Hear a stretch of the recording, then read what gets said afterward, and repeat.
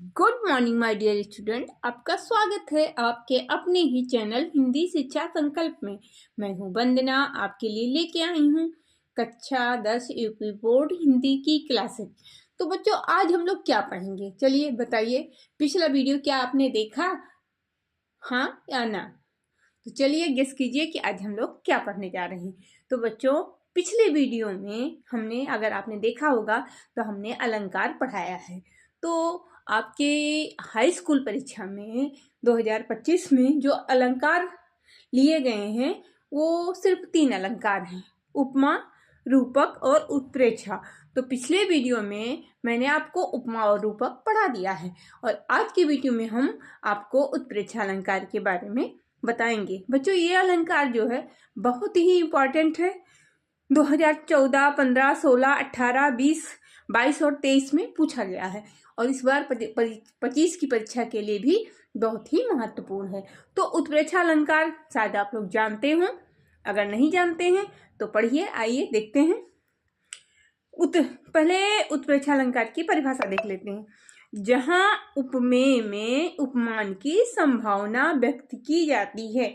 जैसे जब कोई भी अलंकार होता है, कोई भी कविता होती है, तो उसके सौंदर्य को बढ़ाने के लिए अलंकार का प्रयोग हम करते हैं। और जहाँ उपमेय एक ऐसा शब्द होता है जिसमें एक को उपमेय कहते हैं और एक को उपमान कहते हैं। तो जहाँ उपमेय में उपमान की संभावना, तुलना नहीं है, यहाँ पे जब तुलना हो जाएगी तब तो आपका उपमा अलंकार हो जाएगा। यहाँ संभावना व्यक्त की गई है, कंफर्मेशन नहीं है, संभावना है। जहाँ उपमेय में उपमान की संभावना व्यक्त की जाती है वहां पर उत्प्रेक्षा अलंकार होता है। क्या होता है? उपमेय में उपमान की संभावना व्यक्त की जाती है और इसके वाचक शब्द हैं जो प्रयोग किए जाते हैं, जिससे आप पहचानेंगे। आप कैसे पहचानेंगे उत्प्रेक्षा अलंकार को? जहां पर मन मानो, जन जानो, मानो जानो आदि शब्द का प्रयोग होगा, वहां पर उत्प्रेक्षा अलंकार होगा। कैसे पहचानेंगे?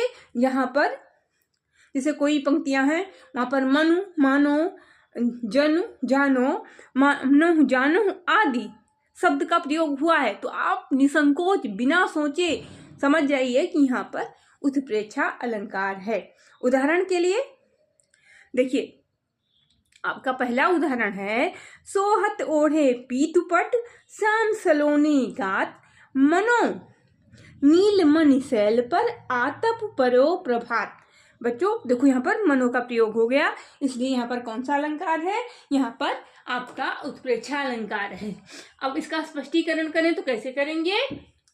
यहाँ पीला वस्त्र धारण किए हुए कृष्ण के श्याम शरीर में प्रातःकालीन धूप में शोभित नीलमणि शैल की संभावना की गई है। किसकी की गई है? जहां पीला वस्त्र धारण किए हुए कृष्ण के श्याम शरीर में प्रातःकालीन धूप में शोभित नीलमणि शैल की संभावना की गई है, वहां पर यहाँ पर उत्प्रेक्षा अलंकार आपका हो गया। दूसरा आपका है उदाहरण, मोर मुकुट की चंद्रकनु जो राजत नंदनन, मनो शीस शेखर की अकस किए शेखर सतचंद। देखो, यहाँ पर भी मनो शब्द का प्रयोग हो गया, तो यहाँ पर कौन सा अलंकार हो जाएगा? यहाँ पर आपका उत्प्रेक्षा अलंकार हो जाएगा। स्पष्टीकरण, यहाँ मोर पंख से बने हुए मुकुट की चंद्रिकाओं में सतचंद्र की संभावना व्यक्त की गई है। क्या व्यक्त किया गया है? मोर मुकुट से जो नंदनंदन है, जो श्री कृष्ण है, वो मोर का ऐसा मुकुट पहने हैं जिसमें जो उसकी चंद्रिकाएं हैं, जो उसमें छोटे छोटे मोर मुकुट आप लोग देखे हैं ना, मोर पंख देखे हैं ना, उसमें छोटे छोटे चंद्रमा के समान आकार बना रहता है।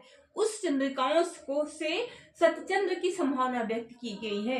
ऐसा कहा गया है कि ऐसा प्रतीत हो रहा है जैसे 100 चंद्रमाएं हैं। तो यहाँ पर क्या हुआ?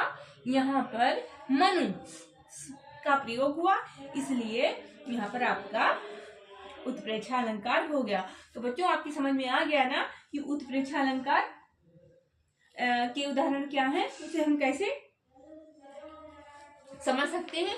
जहां पर मन, मानो, जन, जानो आदि शब्दों का प्रयोग होता है वहां पर उत्प्रेक्षा अलंकार होता है।